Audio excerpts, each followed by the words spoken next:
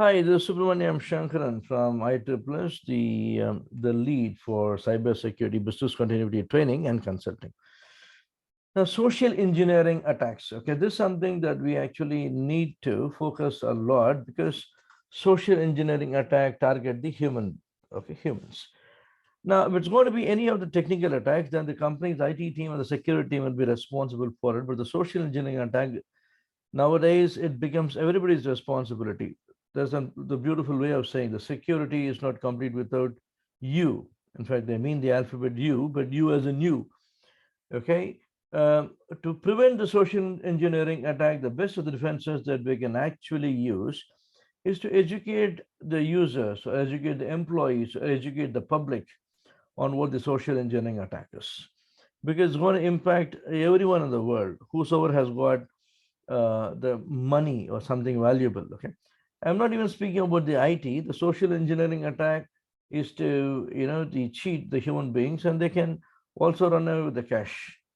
Okay, so there are different ways in which we are going to focus on the social engineering attack, especially in the IT world, and we are going to cover the few of them in this particular video. Thank you very much for joining us.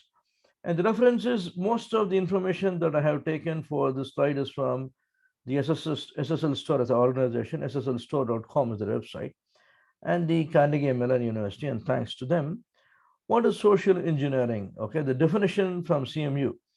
Social engineering is a tactic of manipulating, influencing, or deceiving a victim in order to gain the control over the computer system or to steal the personal financial information. So either computer system, personal or financial information. It uses the psychological manipulation to trick the users into making security mistakes or giving away the sensitive information. Now, in a lot of countries, what I had seen is I've seen the people dressed up like a professionals standing in the railway station or in the mall. Okay, so they approach you and they say, we are from this particular organization, construction company or bank or a charity organization, etc. And they say, they explain about what the organization is, and they say, give us your information, we'll call you back. Yeah, so we also give our information, first name, last name, email, mobile number, and sometimes they also go about asking for salary details, where do you work, etc. Okay.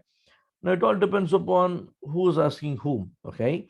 Now, if there's a beautiful lady is going to approach a well-dressed person or a youth or anybody, okay, and asking for the information, usually people don't think twice, especially if there's something as a freebie. Okay, I'm saying that I work for a holiday resort. Okay, I'm a manager of so and so holiday resort, and I ask you for your information. I say that we are going to have a lottery, okay, the next month, and if you win, then you get a 4 days and 3 nights stay free of cost. Now, I don't have to spend any money to give my details, and I might receive something free of cost.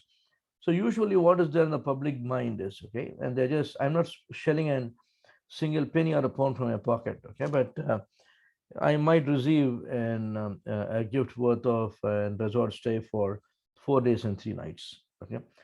I keep on collecting this, okay, so I have really made substantial information about people in a particular area.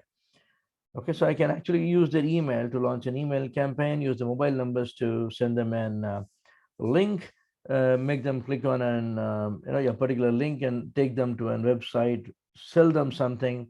Or I can, if I'm a determined hacker, I can also hook them onto my backend computer command and control center, and then I can take the control of their system or take the control of their mobile phones, etc. Now, this taking the control of the system on the mobile phone is very dangerous. It might also lead to the worst of the attacks nowadays, called as a ransomware. We had another video on the ransomware. We're going to have a lot of videos on how to demonstrate the ransomware and how do we need to secure it. Okay. Now, this particular video is on social engineering, and we'll come back to this topic. First thing that the hacker is going to do is going to gather as much as information as possible. So the way I told you, pose as if he's a charity worker, and or pose as if he's a recruiter, okay, and he's going to collect as much as information as possible. for a specific amount of time. And the moment he makes a lot of information, then he's going to make use of it. He's going to hook you. What is hooking? Okay, connecting your system, connecting the mobile phone to his command and control center is actually called as a hooking. We're going to have a video soon on what is called as a browser exploitation framework, which is a part of, which can also be installed on Kali Linux. Okay, and then I'll teach you how to do the hooking and how the hacker can do the hooking. Hackers might have much more sophisticated techniques, but it's always good to know how the things happen. After gathering the information, after the hooking, the next step is actually called the attacking. So I have got the information about you, your mobile number, your email, etc. Then I have connected your mobile phone or your system to my command and control center. Then I might use a keystroke, keylogger to listen to what all things that you actually type on your keyboard. I can use a webcam. This type of using the webcam is much more prevalent on the mobile phones. Okay, and it's always beneficial to have an antivirus on your mobile phones as well. Okay, there are a lot of free antivirus also available, which is a good one. Sophos has got an a free antivirus for the mobile phones, especially the Android. You can check that on the App Store or the Play Store, basically. And after attacking, I'll exit. Okay, before I exit, I erase the footprints just to ensure that the forensic investigators, if at all the user or the victim is going to, register a case, okay, they're not in the position to trace me. Okay, next. There are different types of attacks. Okay, the most popular one of the social engineering is actually called as a phishing. The phishing is an unsolicited email is actually sent to the victim's email address. Okay, it's going to have a link, which when you actually click on it, it's going to take you to a different site where they ask you to register for your username, okay, first name, last name, etc. Or they might give you a link to say that please donate £1 for UNICEF Child Relief Fund or any child relief fund. As a hacker, all I want you to fool you. If I'm going to send you an email with a legitimate looking picture, okay, nobody's going to suspect me. Okay, I will misuse the trustworthiness that people have on UNICEF, okay, to make the people donate only £1 to me, actually. But making £1 from 1 million users, okay, it's 1 million pounds from me. Okay, now these are the attacks that has happened in the history, okay, and with the greatest impact. 12 most costly phishing attack example, courtesy from SSL Store. So 10 million US dollars, 10 million US dollars was stolen from Facebook and Google between 2013 and 2015. The hacker is actually from Lithuania. He was able to compromise, or he was able to accomplish this by sending in fake invoices impersonating a large Asian-based manufacturer they use as a vendor. So impersonating an Asian-based manufacturer. Thailand Bank in Belgium lost 75.8 million US dollars. It's called CEO fraud. And FACC, an Austrian aerospace parts maker, lost $61 million, okay, against a CEO fraudster scam. And then Upshur Smith Laboratories, a US-based drug company, they lost 50 million US dollars in 2015. Ubiquity Networks, again, a US-based networking company, they lost 46.7 million, okay, US dollars. Leone AG, okay, it's a leading manufacturer of wire, cable, okay, they lost 44 million US dollars. Zoom Corporation, X in Zoom, not Zoom as in the other company, Chinese-based company. So these guys lost around 30.8 million US dollars. 2014 again, Pathé, an European cinema chain, they lost 21 million US dollars. Technimont SPA, Italian engineering construction company, they lost 18.6 million. Squaller company, they lost 17 million US dollars. And spear phishing. Spear phishing is to target an individual or an organization, okay, to make the big money. McEwan University, they lost 11.8 million US dollars in 2017. Mattel, manufacturer of Barbie and other kids' toys, they lost 3 million, again, through a CEO fraud in 2018. Now, we looked into what is called a spear phishing, but there is also a phishing attack called the whaling. Whaling is to what is a whale? Whale is a big fish, right? So these guys, hackers, will target the senior management of an organization to make money out of them, because instead of hacking 50 low-level guys in any organization, I can have one higher-level guy to make the same amount. Okay, that is actually called so whaling.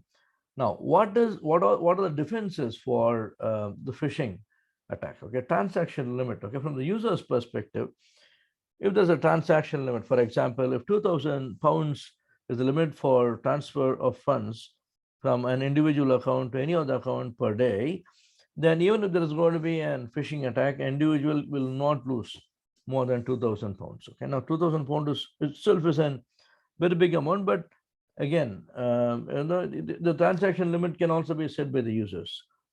Okay, trust boundary. Okay, so we need to identify the applications or rank the applications based on the trust that you're going to actually have. So you open up the email only when you trust the sender, otherwise no. Sign the email and domain reputation score. Domain reputation score is usually associated with your the email gateway. If the gateway cannot be trusted, then your email will enter the spam. Okay, usually the best of the anti-spam filters will identify it.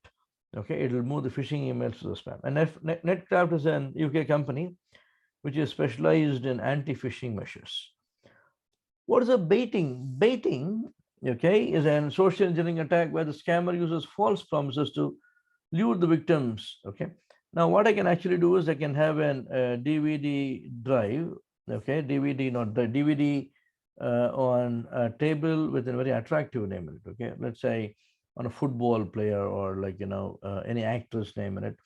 So the moment they actually look at the name on the DVD, if the guys are less sensitive to security, are less aware of the security, they can pick up the DVD and put on the system to see what the contents are.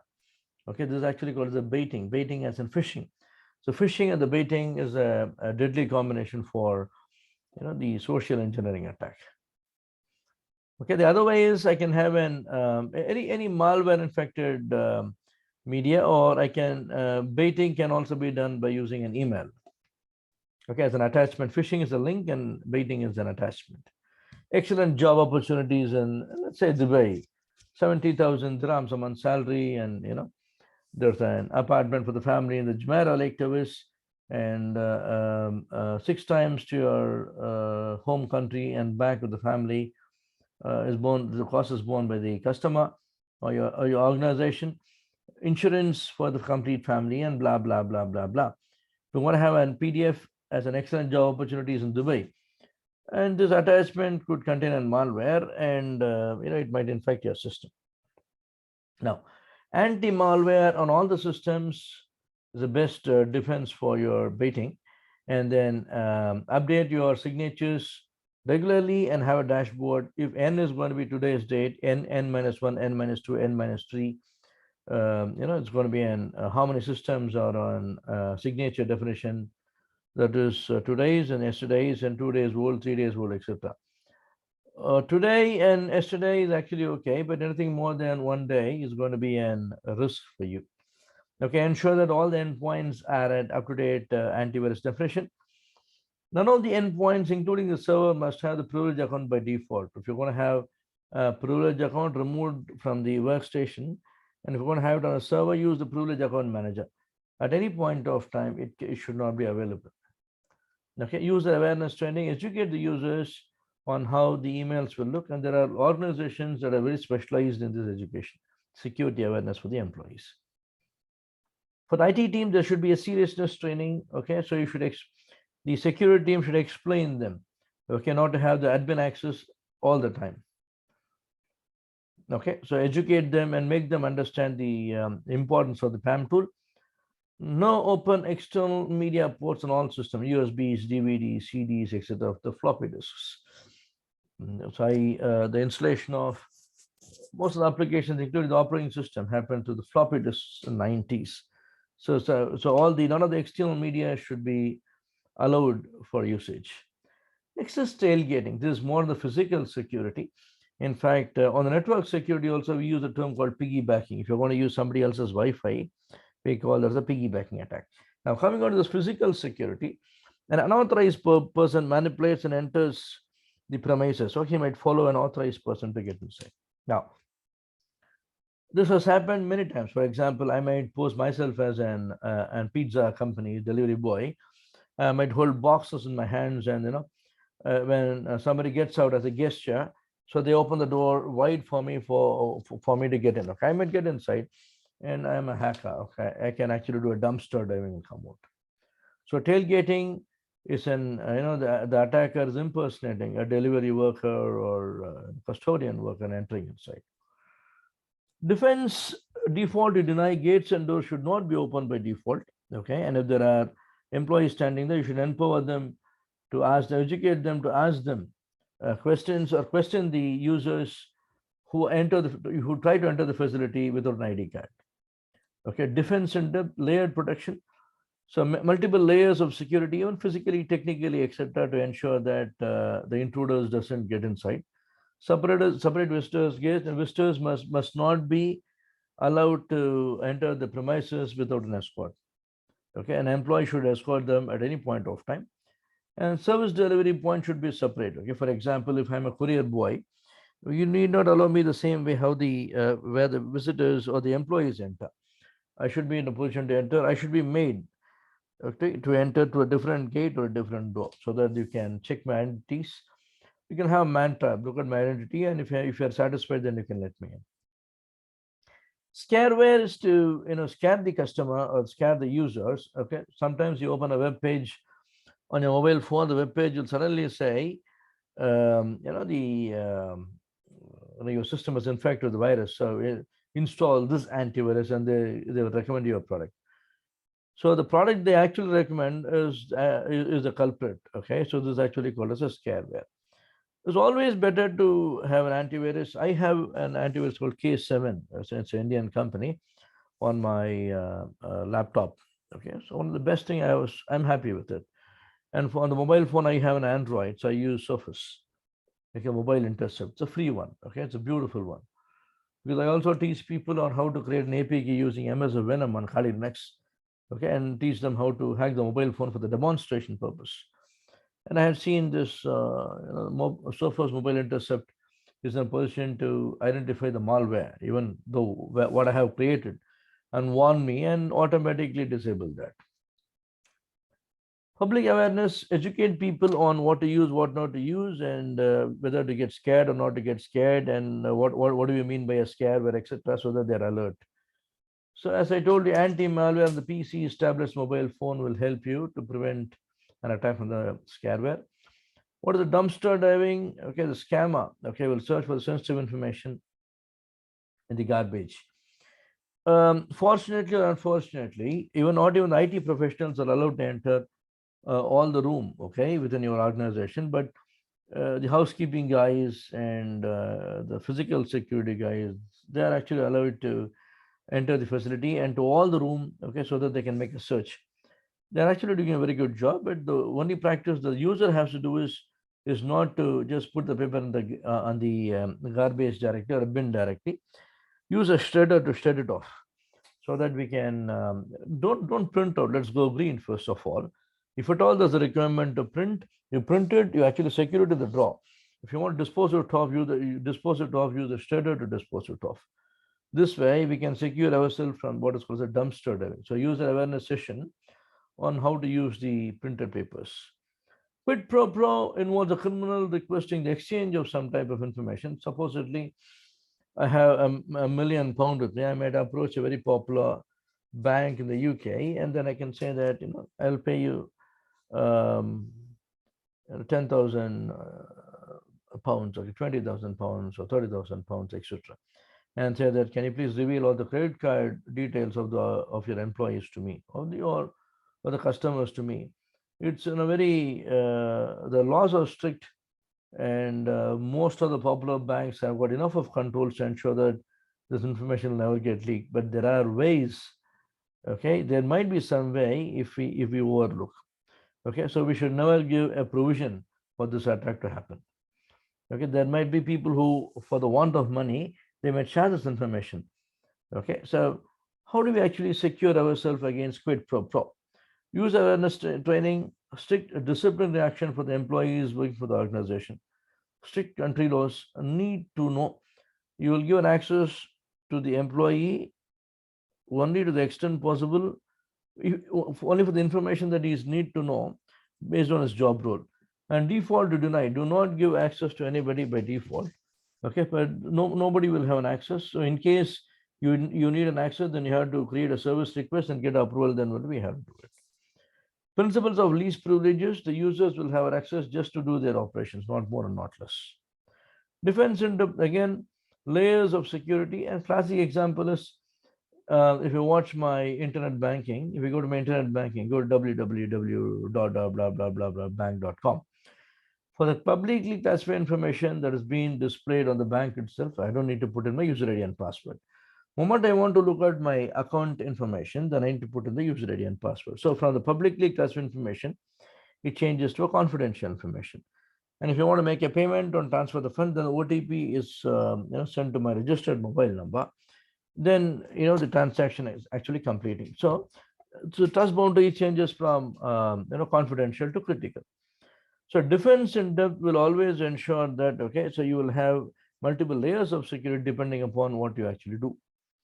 Next is strong intrusion detection system. Okay. If somebody is logging on, if the teller of the bank is logging on to the system by night, okay, then I would not expect that to happen because the front office is actually closed at night, unless otherwise you are 24/7 bank. Okay. And SIEM, okay, security information and event manager. So it's a part of your, the intrusion detection system is also a part of the SIEM. So SIEM is the latest technology, and then this what will help you to detect any of the intrusion that happens in your organization. And if it finds an unusual event that is happening through its aggregation, okay, it's going to raise a flag, and the SOC team will work on it. Okay, and they immediately come to the premises, or they immediately look at the logs, and then they'll log you or disable you and kill your jobs to secure the infrastructure. So this is on your social engineering attack. More to come. Stay connected with me by subscribing to this particular channel. Thank you very much. Cheers. Happy learning.